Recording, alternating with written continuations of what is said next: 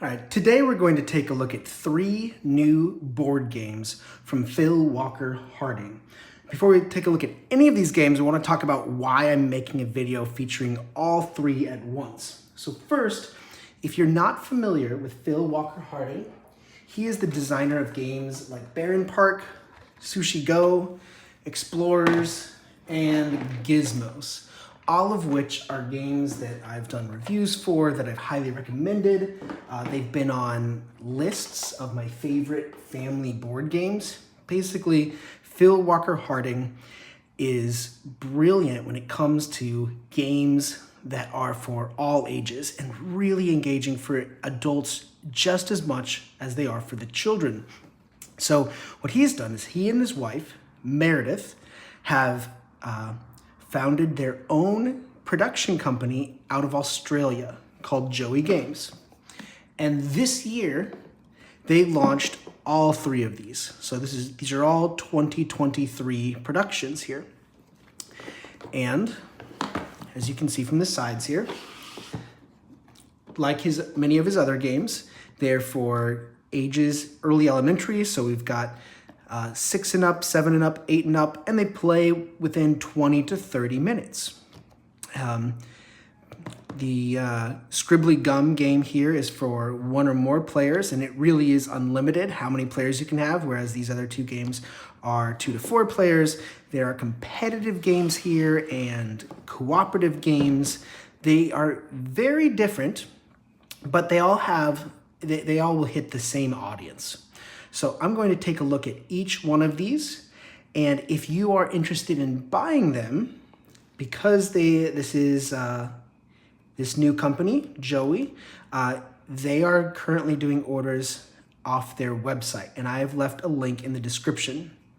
So to get started, we're going to set aside Busy Beaks and take a look at Scribbly Gum and Pass the Party Food first, because these were both done by Phil and illustrated by his wife, Meredith. We'll start with Pass the Party Food first. Oh, and one more thing before I jump into it. All 3 of these games have something about Australia, some lesson to be learned about Australia. So we're going to take a look at Pass the Party Food, and you may have noticed that there's no plastic wrap. There's not that extra shine. In order to be conservative, they have sealed the games just with stickers, and you can take these stickers off by using a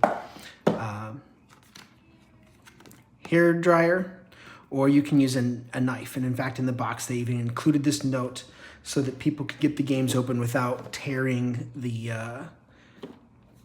artwork on the sides of the box. So I will later use a hair dryer, blow dryer, to take off the sticker.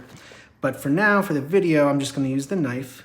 So we should have 1, 2. And let me tell you a little bit about Pass the Party Food. So this is the cooperative game in the group. And what you're doing is you are cooperating to get the party food at your party before the dog does. So it's kind of a set collection game, actually. Everybody's going to have their own player boards, and they're going to be drawing this different party food. Now, I am not from Australia, and these are not familiar foods to me. So I've already forgotten the names of some of them. Let's see if I can.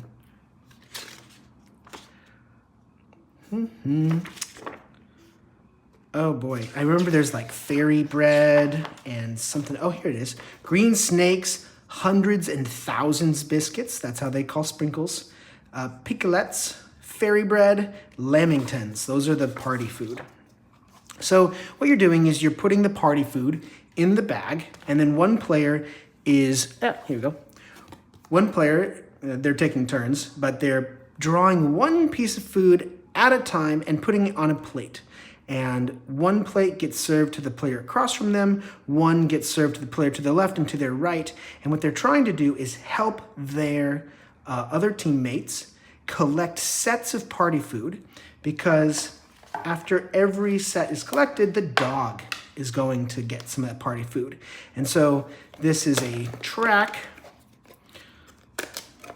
where you've got your pawns moving up the track, and then you've got the dog pawn here who's also moving up, and you want to get to the birthday cake or the party cake before the dog does.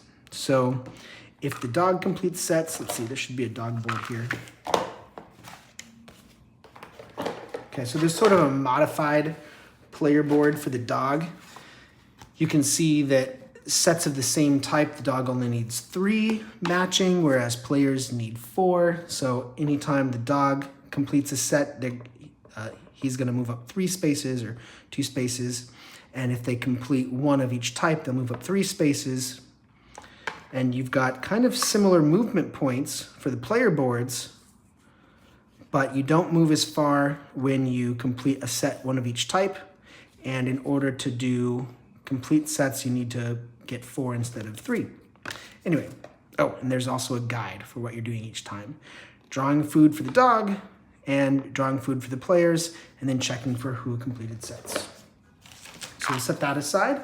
That is past the party food. And the next game here is Scribbly Gum. Now, if you are familiar with the game Explorers, I've talked about Explorers a lot. This is one of my favorite games, especially for multiple players or many players. But Scribbly Gum is kind of a simplified Explorers. So we'll take a look inside. This is about the larva of a moth. Oh wait, I forgot. I gotta do the sticker. This is about a specific species of moth whose larva eats underneath the bark of a gum tree, I think. And so the way you play is players have a piece of paper here, and the paper shows all of the different foods that the larva wants to eat. And so the larva's making its trail, and you can actually see this in the trees in Australia. At least I've never seen it before, but that's what the rules say. So we're learning about Australia once again. And so you're completing these different sets. You're moving from food to food. You've got some scoring on the side here. And to determine where the larva can crawl, you'll be drawing these cards. So sometimes you'll have a choice. So these cards will let you move left or right, up or down, or sometimes you'll just get directions. Move left, move right. Or you can move along dotted lines.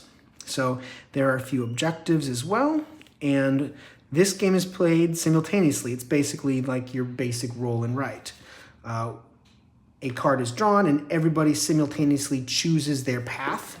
They can start at any of these 1 points, and then they just move and make their scribbly path. And at the end, you score your card. So that's why it can play up with as many players as you want, because everyone is just playing simultaneously. That is Scribbly Gum. And so those were both illustrated by Meredith Walker-Harding. This last one, though, is done illustrations by Sarah Allen, Busy Beaks. This is a competitive set collection game that does have turn taking. So, ooh, you know what? Here's a layout of the game. This will be important later. We've got a tree, and on this tree, on each of 3 branches, are birds. So these represent 3 birds resting on 1 branch from the tree. And those branches are also like discard piles, actually. I actually think this one is, not that it's complicated, but it is the most complicated of the 3. It's for ages 8 and up. So as I'm briefly describing it, I might say 1 or 2 things wrong. See, I already forgot what this is. This looks like a card box. Okay, so primarily it's a card game. This is the tree pieces, I see. So we take these pieces out to make our tree. I'll just take out the trunk. Eggs are worth points. So you're making these stacks of eggs, and as players complete stacks of birds, they're taking the eggs to represent their points. So you play the game by selecting what group of cards you want. I'll open at least one of these. Wow, they really were eco-friendly about this. This is paper wrapping for the cards rather than using plastic. I really appreciate that. And you know what? This is actually a good time while I'm describing my appreciation for how eco-friendly the game is. Every one of these games also has a purpose, like a nonprofit, a charity that the game gives to. So like this game specifically, it's giving to BirdLife Australia, 1% for the planet, and Pay the Rent, which is for Aborigine people in Australia. So each of these games has different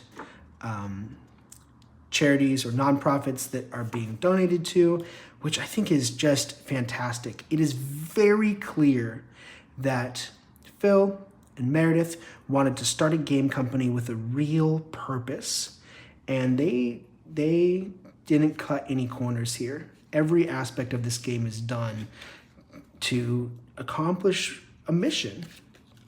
All right, anyway, well, let's look at these bird cards. So you've got several different types of birds, and when you play the game, you have to pick which sets you want to play with. These cards, by the way, they feel like they're made out of recycled paper or something. They're good quality cards, but they feel a little different than most other cards. I'm not sure if they're made out of recycled paper, but that's just how I would describe it. Okay. Oh, you know what these are? Now I know. These are the boxes to contain the different sets of cards. So anyway, you're looking at the different sets of cards, and you've got to pick a few to play with. I wonder if I can quickly just look it up. There's 14 different birds in the game, 12 copies of each type of bird, and then when you play the game, you use 1, 2, 3, 4, 5, 6, 7. Is it 7? I think you might use 7 types of, So you use 7 for each game. So you pick the birds you want, and then each bird has some action associated with it. Most of the time, what you're trying to do is play the bird cards in order to get sets of birds. So this is a game where let's say you've got a hand of cards like this, okay? So this is my hand of cards. And look, I'm doing really good on collecting the palm cockatoo. I've got 3 already. I think you need 5 to complete the set. So my thinking is, how can I get more of these birds? And I can use these ones, since I don't have duplicates of these, maybe these will be the ones that I spend in order to get these. So I would play these are the reference cards. I'm not even playing with the proper cards.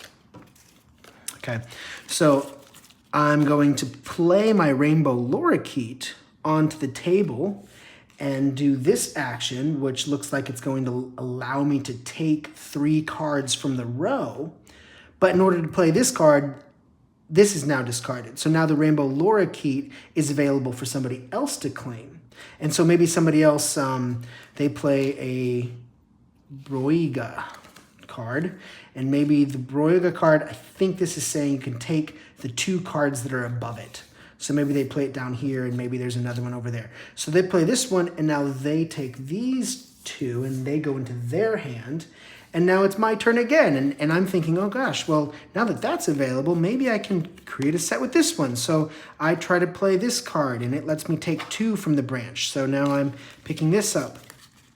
There's also a draw phase and a discard phase and a few things like that. But the idea is you're trying to complete the sets, and the cards you're choosing from are the discards that other players have used throughout the game. And then as soon as you complete a full set, you discard that, you take the eggs, and you keep going. So a really neat card game, lots of variability since you've got so many different choices of cards to play with. I did a very quick overview of the rules, and I'm telling you right now, I didn't do it perfectly.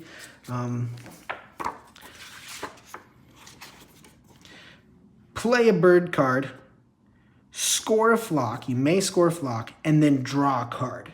And then lastly, fill the tree. Those are the phases of gameplay. Anyway, these just arrived today. All 3 of them did. I'm looking forward to playing them all with my family, and you can bet I will have reviews for each one of these games. As I add the reviews, I will put links in the description. So, that's it for today.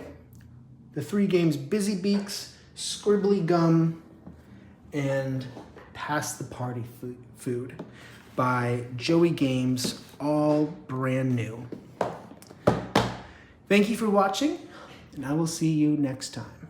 Bye-bye.